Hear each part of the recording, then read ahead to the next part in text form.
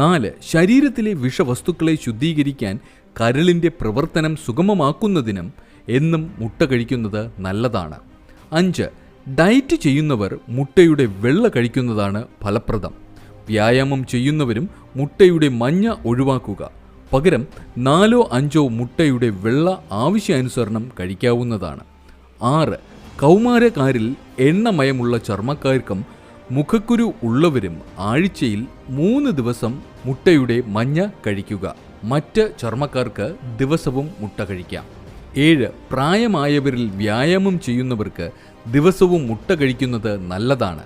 എന്നാൽ BP, cholesterol തുടങ്ങിയ ആരോഗ്യ പ്രശ്നം ഉള്ളവർ ഡോക്ടറുടെ നിർദ്ദേശപ്രകാരം മാത്രമേ മുട്ട ഭക്ഷണക്രമത്തിൽ ഉൾപ്പെടുത്താവൂ. 8. അമിതപ്രായം തോന്നുന്ന ചർമ്മക്കാർക്കും ചർമ്മത്തിൽ ചുളിവുകളും വരകളും വന്നത് മാറ്റുന്നതിനും ദിവസേന മുട്ട കഴിക്കുന്നത് വഴി പരിഹാരം കാണാം. 9.